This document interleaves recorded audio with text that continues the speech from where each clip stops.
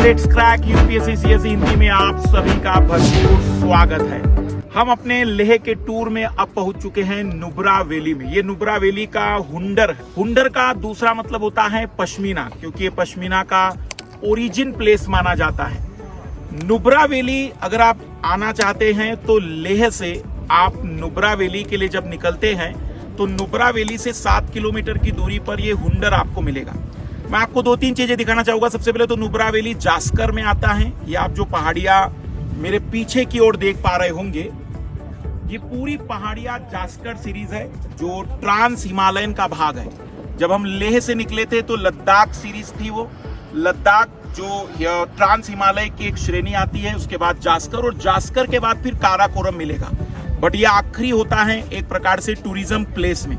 यहाँ मैं एक और चीज आपको दिखा दूं कि डबल हेम्प वाले कैमल इंडिया में भी मिलते हैं। ये सऊदी अरब और बाकी जगह पे तो है ही, लेकिन डबल हेम्प वाला जो कैमल है वो आप एक तरफ मेरी तरफ देख सकते हैं, वहां पर कैमल का एक झुंड है। ये डबल हेम्प वाले कैमल हैं और भारत में भी मिलते हैं। नुब्रा वैली में हम कहेंगे कि ये हमें मिल जाते हैं जम्मू कश्मीर और इस जो लद्दाख वाले एरिया में। साथ ही साथ नुब्रा वैली का जो या फिर हम कहें लद्दाख का जो नेचुरल गेम है वो है आर्चरी, इसलिए यहाँ पर आर्चरी के भी आपको बहुत सारे ऑप्शन दिख जाएंगे कि यहाँ पर आर्चरीज भी चलती रहती हैं।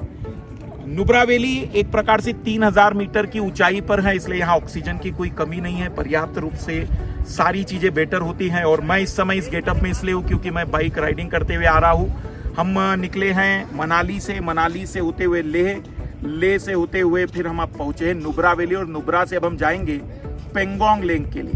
तो हमारी मुलाकात इसी तरीके से चलती रहेगी। इस समय मैं एक बार पुनः आपको पूरा पहाड़ दिखाना चाहूंगा।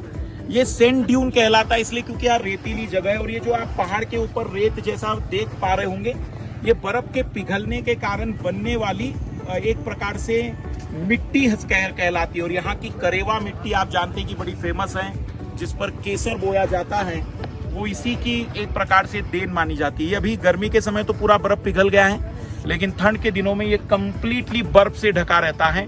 और नुब्रा वैली में मतलब यहाँ पर परमानेंट सेटलमेंट है, लोग यहाँ पर पूरे 12 महीने रहते हैं। कनेक्टिविटी गर्मी के दिनों में ज्यादा बेटर रहती है। तो हमारी मुलाकात होती रहेगी। कमेंट्स करके जरूर बताते चलिएगा कि इस वीडियो में आपको कितनी चीजें नहीं मिली। 3 चीजें तो बहुत अद्भुत है यहाँ पर, डबल हेम्प वाले कैमल, सेंड ड्यून जो यहाँ की एक पहचान है, और जो तीसरी सबसे बड़ी बात है आर्चरी। लद्दाख का मतलब एक प्रकार से स्टेट प्ले कह सकते हैं आप। बाकी यहाँ पर इस समय टूरिज्म काफी ज्यादा है और गर्मी बहुत है, बट गर्मी का मतलब वैसी गर्मी नहीं है, ठंडी हवा भी चलती रहती है, इसका टेम्परेचर वैसा महसूस नहीं होता।